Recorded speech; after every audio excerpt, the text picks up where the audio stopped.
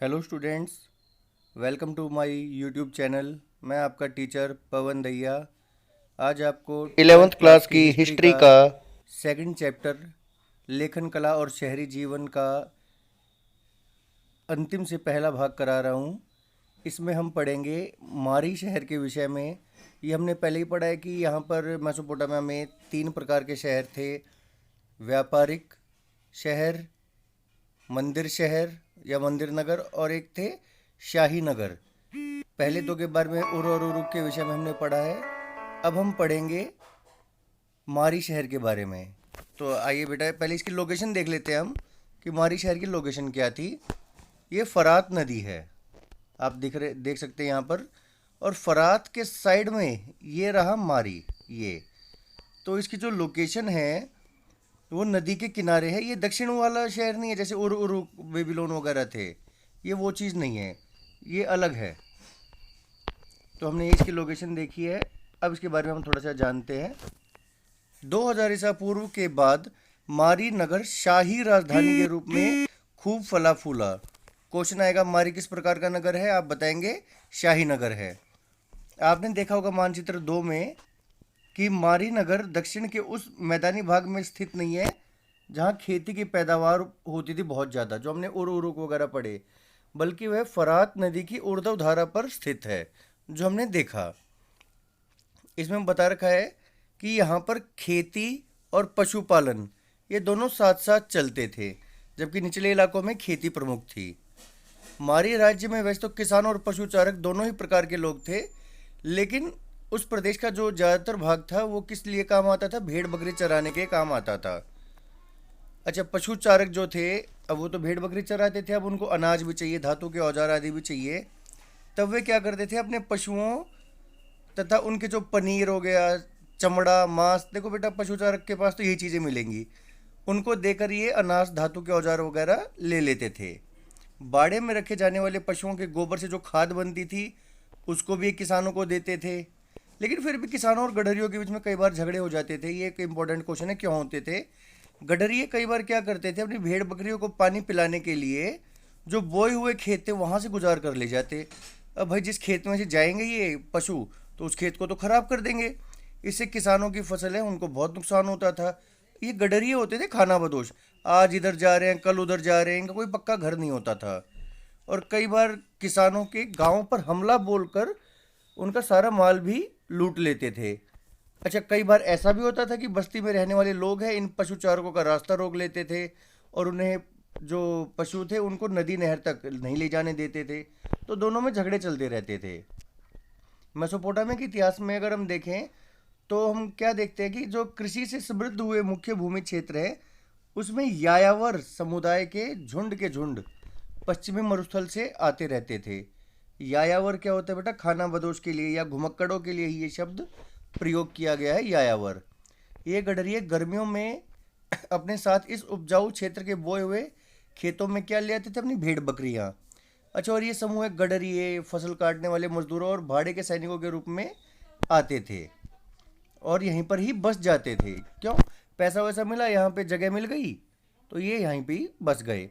उनमें से कुछ ने तो अपना खुद का शासन स्थापित स्थापित करने की शक्ति भी प्राप्त कर ली। और ये जो खाना बदोश लोग हैं, ये कौन सी जाति के थे? अक्कदी हो गया, एमोराइट, असीरियाई, अर्मीनियन जाति के लोग थे। आगे हम इसके बारे में और पढ़ेंगे। अच्छा, जो मारी के राजा थे वो कौन से समुदाय के थे? एमोराइट समुदाय। छोटा सा एक नंबर का क्वेश्चन बनता है, मारी के राजा कौन से समुदाय के थे? वहाँ के जो पोशाक थी वहाँ के मूल निवासियों से अलग होती थी। लेकिन जो एमोराइट समुदाय के नेता थे, राजा थे, उन्होंने मेसोपोटामिया के देवी देवताओं का आदर ही नहीं किया, बल्कि स्टेपी क्षेत्र के देवता थे डैगन, उनके लिए एक मंदिर भी बनवाया मारी में। एक नंबर का क्वेश्चन बनता है, कौन से देवता के लिए इन्होंने एक मंदिर बनवाया? आंसर आएगा डैगन। इस प्रकार क्या है कि वहाँ पर हमने देखा कि लोगों में अलग अलग प्रकार की जो संस्कृतियाँ थी उनमें उन्होंने एक दूसरे को समाहित कर लिया था, एक दूसरे को अपना लिया था। अब हम एक जो मारी में जिमरीलियम का राजमहल है उसके बारे में देखते हैं। ये देखिए, यहाँ पे ये भीतरी आंगन है। 106 नंबर, यहाँ पे ये खाना वाना खाते थे। ये सभागृह है जहाँ पे मेहमान आते थे और ये रुकते थे। ये उनका प्रांगण है, बरामदा जिसे बोल देते हैं। ये लिपिक का क्षेत्र है। लिपिक कौन होते हैं? क्लर्क, जो लिखा पढ़ी का काम करते थे। वो मिट्टी की, और जो हमने टैबलेट्स के बारे में पढ़ा। ये शक्ल से दिख रहा है रसोई घर है। यहाँ पे शाही निवास है और ये शौचालय है। और ये वहाँ की जो दीवार है वहाँ पर की गई चित्रकारी है। इसके बारे में एक शॉर्ट नोट आ सकता है, इसको हम शॉर्ट में ही देख लेते हैं।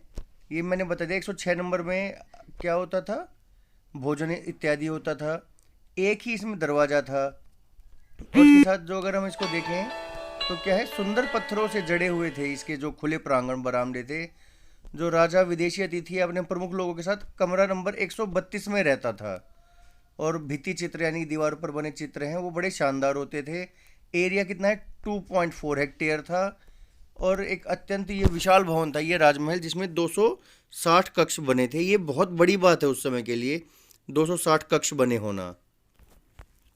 अब हमने देखा कि ये जो खाना बदोश थे ये यहाँ पर घूमते रहते थे, लेकिन जो मारी के राजा इनसे सतर्क रहते थे ताकि ये कोई विद्रोह ना कर दें, कोई मारकाट ना मचा दे। इसलिए इसलिए इनको यहाँ पर घूमने की तो इजाज़त थी, लेकिन इन पर कड़ी नज़र रखी जाती थी।